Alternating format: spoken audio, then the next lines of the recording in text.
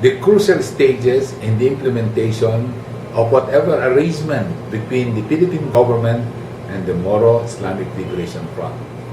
The first stage, of course, will be the signing of the framework for peace, as well as the production of the comprehensive peace agreement. This is envisioned to happen between October 15, 2012 and December 2012. This will mean that the 4 annexes will be part and parcel of the general framework, and this will be stage 1. This will be the input in the formulation of the basic law.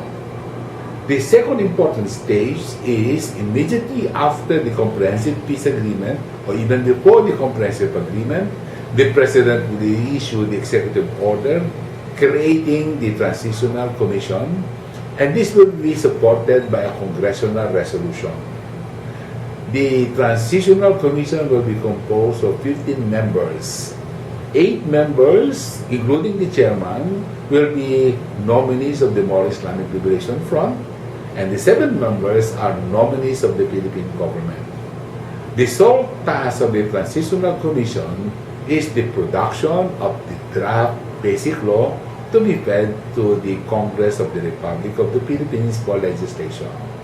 The time frame for the production of the basic law will be between 3 months to 6 months. That means the most likelihood the work will be done between January, and it will be presented to the new Congress of the Republic of the Philippines that convenes the 4th week of July 2013.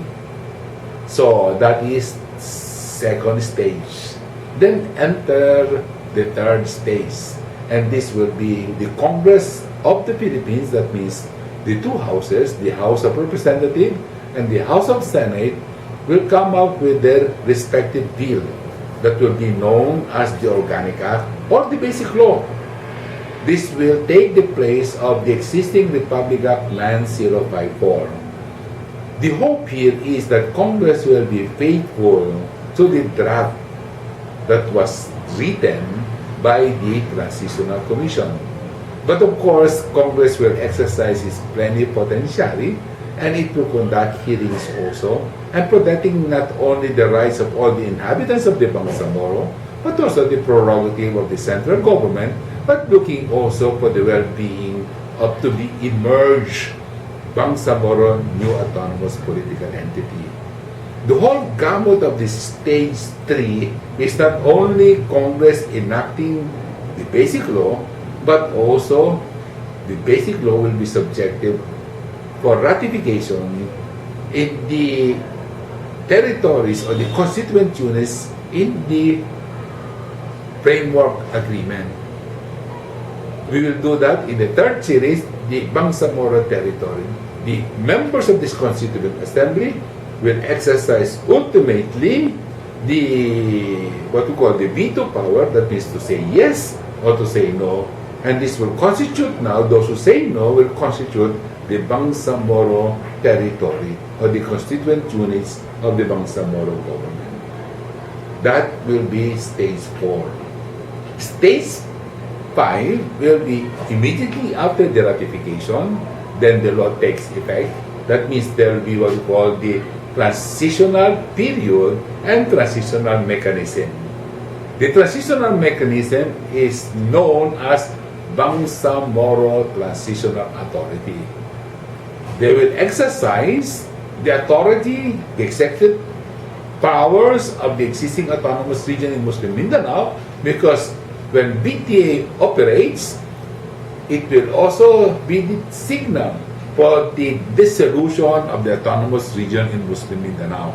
That means the BTA will assume all the powers now being exercised by autonomous region in Muslim Mindanao.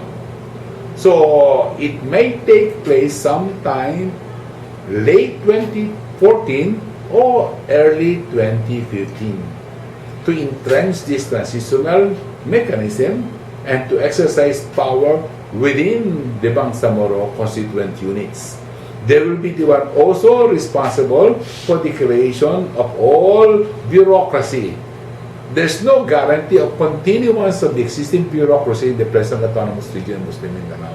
The PTA will be empowered to create bureaucracy appropriate to the form of government that is adopted in the basic law ratified by the constituent units of the Bangsamoro.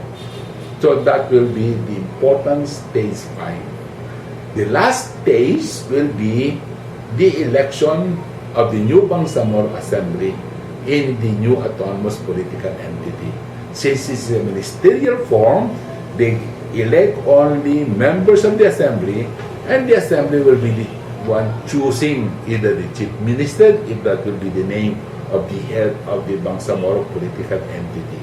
And all ministries also will flow from the power of the Assembly elected by the voters of this new political entity called Bangsamoro.